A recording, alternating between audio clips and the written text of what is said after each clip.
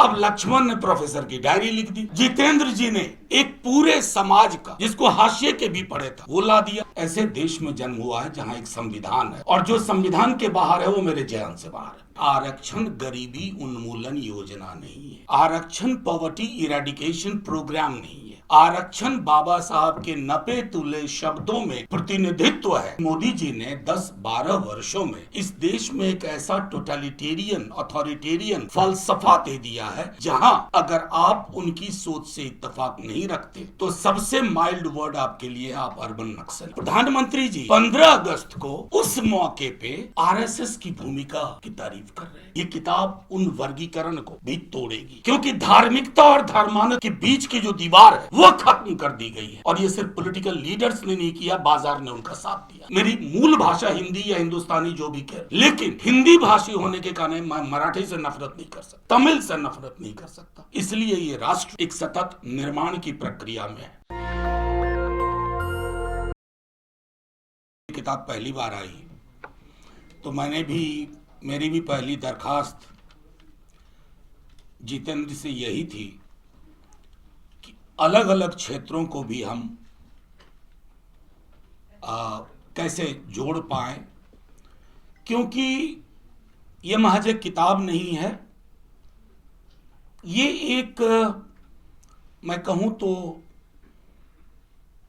एक रोशनी का सुराग भी है। रोशनी का सुराग इस मायने में कि एक और चीज हम दोनों की साझा बातचीत में निकला था। आमतौर पे हम कहते हैं कि कोई चीज हाशिए पे धकेल दी गई, आदिवासी समुदाय हाशिए के बाहर की चीज हो गई, वो पूरा का पूरा समुदाय। और इसलिए ये महत्वपूर्ण है कि इस तरह की किताब जब आती है तो हम सबको, और ये किस दौर में आ रही है ये भी सोचना होगा। मैं अक्सर कहता हूं एक बात और आज यहां दोहरा रहा हूं, हमें नरेंद्र मोदी जी का शुक्रगुजार होना चाहिए। उन्होंने क्रिएटिव थिंकिंग खूब बढ़ाई है, जितना ही उन्होंने स्टाइफल करने की कोशिश की। अब मैं आपको बताऊं, बाबा साहब और नेहरू को मैंने इतना कभी नहीं पढ़ा था उनके आने से पहले।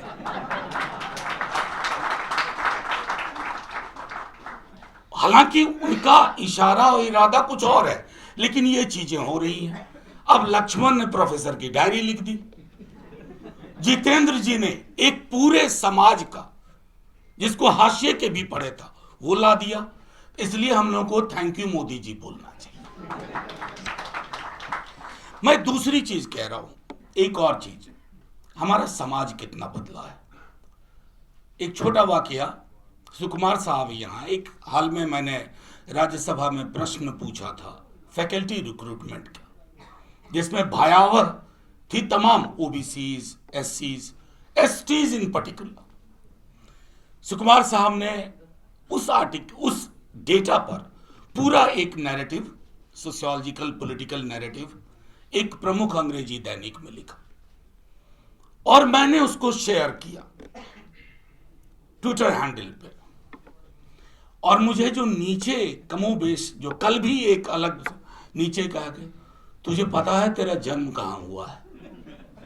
मैं मुंह लगता नहीं आमतौर पर उस मीडियम में, लेकिन मुझे लगा कि कम से कम एक दो लोगों को यह कहूं कि यार मुझे पता है ऐसे देश में जन्म हुआ है जहां एक संविधान है और जो संविधान के बाहर है वो मेरे जहन से बाहर है।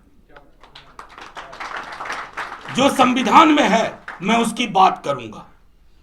कई लोगों को बड़ी आपत्ति हुई थी ईडब्ल्यूएस रिजर्वेशन के दौरान। मैं आज भी कहता हूं मेरी आपत्तियां किस बात से थी कि संविधान में सामाजिक और शैक्षणिक आरक्षण का प्रावधान है। और 100 बार हम में से अधिकांश लोगों की, यहां मैं ऐसे चेहरे देख रहा हूं कि मंच से आप विलग नहीं हैं, आप सब अपनी अपनी लड़ाई लड़ रहे हैं, हमारे साथ लड़ाई लड़ रहे हैं। कई चेहरे मैं देख रहा हूं, सामाजिक और शैक्षणिक। और बार बार इस बात को इस मंच के तमाम लोगों ने दोहराया है कि आरक्षण गरीबी उन्मूलन योजना नहीं है, आरक्षण पॉवर्टी इरेडिकेशन प्रोग्राम नहीं है, आरक्षण बाबा साहब के नपे तुले शब्दों में प्रतिनिधित्व है। और दूसरी महत्वपूर्ण चीज, ऐसा क्यों है, मैं इनकार नहीं करता हूं, अलग अलग जातियों में भी गरीबी होगी। ऐसा क्यों है कि जब हम जाति जनजाति में जाते हैं नीचे की ओर, गरीबी बढ़ती है, ऊपर कंसंट्रेशन कम होता जाता है, तो रिश्ता साफ है। और उस संदर्भ में तो मैं आपको देश की फिजा के बारे में ये बात कह रहा था कि माहौल क्या है। और यहां मैं थैंक यू नहीं बोलूंगा, क्योंकि मोदी जी ने 10-12 वर्षों में इस देश में एक ऐसा टोटलिटेरियन अथॉरिटेरियन फलसफा दे दिया है, जहां अगर आप उनकी सोच से इत्तेफाक नहीं रखते तो सबसे माइल्ड वर्ड आपके लिए आप अर्बन नक्सली। मैं नहीं जानता कि अर्बन नक्सली, लेकिन अपने विद्यार्थी जीवन में नक्सली कुछ दिन रहा हूं और इसका गर्व है मुझे, कोई रिग्रेट नहीं है मन में। नक्सली कौन होते थे? एक विजन तो था ना।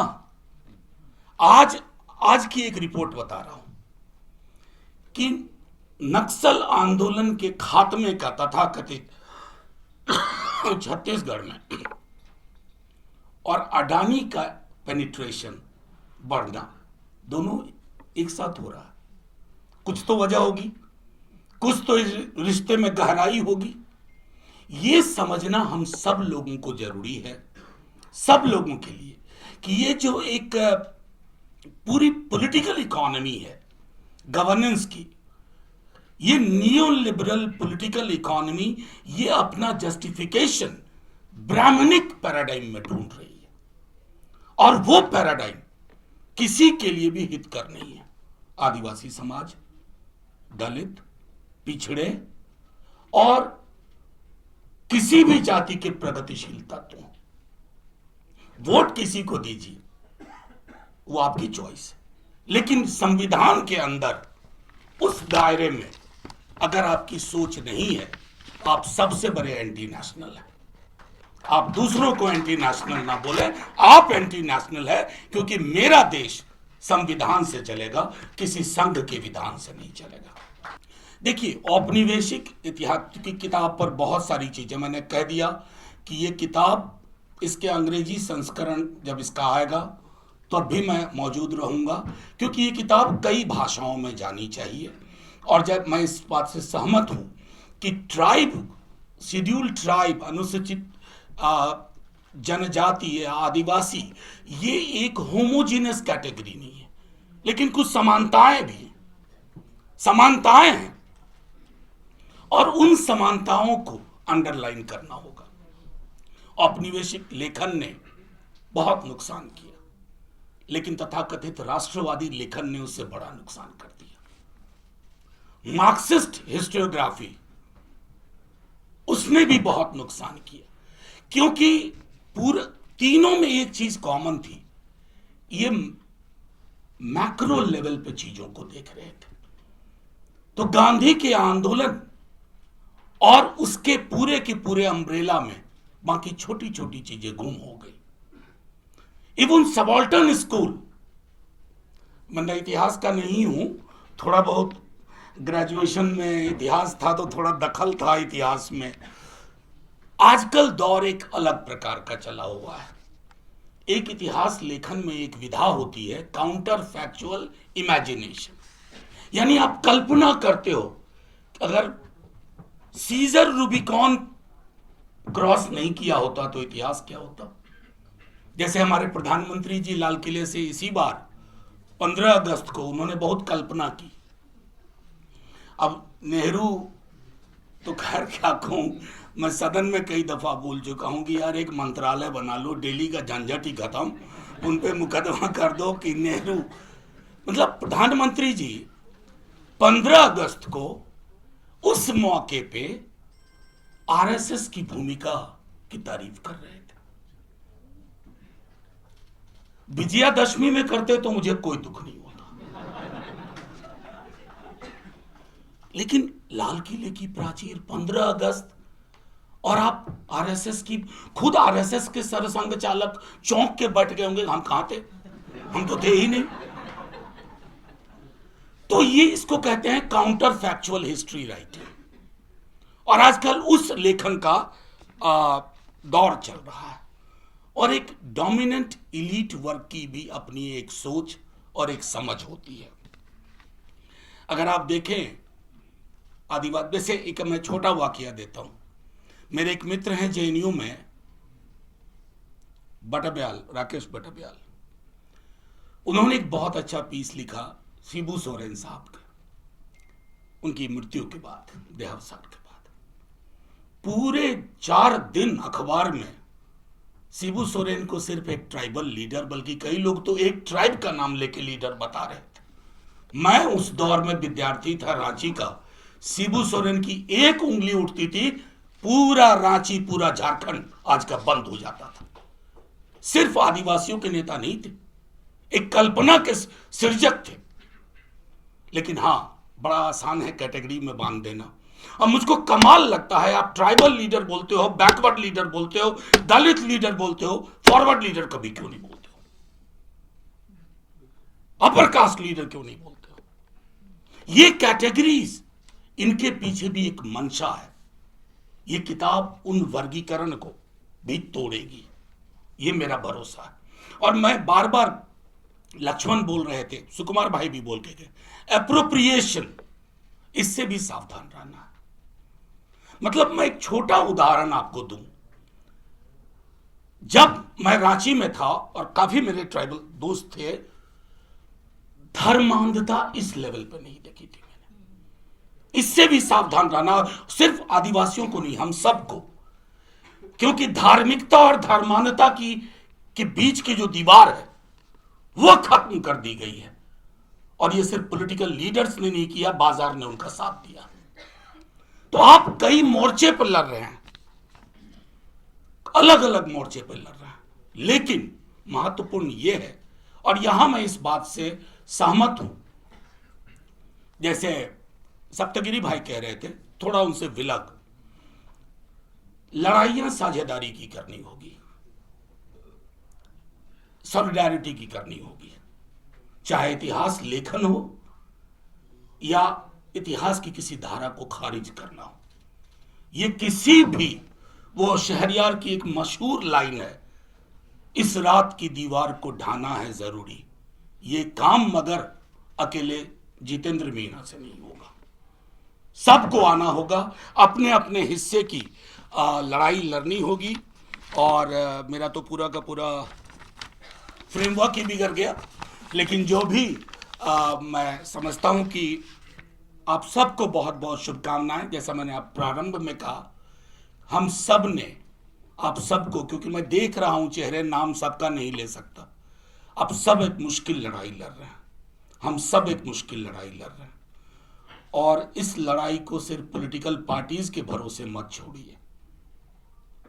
मैं पॉलिटिकल पार्टी में हूं, हम लोग की बहुत मीटिंग होती है, लेकिन मैं कहूं, पॉलिटिकल पार्टियां चुनाव से चुनाव देखती हैं। अगर राष्ट्र निर्माण, और यहां मेरी थोड़ी आपत्ति भी है, ये राष्ट्र बना ही नहीं है साहब, it's a work in progress, या it's a work in progress. हम राष्ट्र क्या, मेन स्ट्रीम क्या होता है? उत्तर प्रदेश, बिहार, मध्य प्रदेश, राजस्थान, वो भी राजस्थान का सब हिस्सा नहीं। ये मुख्य धारा अगर राष्ट्र का प्रतिनिधित्व करती है, तो माफी के साथ कहता हूं, मैं इस राष्ट्र का हिस्सा नहीं हूं। अगर यहां की पॉलिटिक्स, यहां की पब्लिक लाइफ इंडिया को रिप्रेजेंट करती है, तो मैं साथ में नहीं हूं। मैं हिंदी भाषी हूं, मेरी मूल भाषा हिंदी या हिंदुस्तानी जो भी कह लूं, लेकिन हिंदी भाषी होने के कारण मैं मराठी से नफरत नहीं कर सकता, तमिल से नफरत नहीं कर सकता। इसलिए ये राष्ट्र एक सतत निर्माण की प्रक्रिया में है, और इस निर्माण की प्रक्रिया में जब कभी ये राष्ट्र बनेगा, पूर्णतः ये देश बनेगा, उसमें इन सारे योगदानों को हिस्सेदारी दी जाएगी आबादी के हिसाब से। नेशनल दस्तक की आपसे गुजारिश है कि अगर इसको बचाना चाहते हैं तो नेशनल दस्तक को सब्सक्राइब करने के लिए रेड कलर के सब्सक्राइब बटन को दबाएं, फिर बेल आइकन की घंटी दबाएं। नेशनल दस्तक को बचाने के लिए बहुत जरूरी है कि हर खबर को शेयर करें, लाइक करें, कमेंट जरूर करें।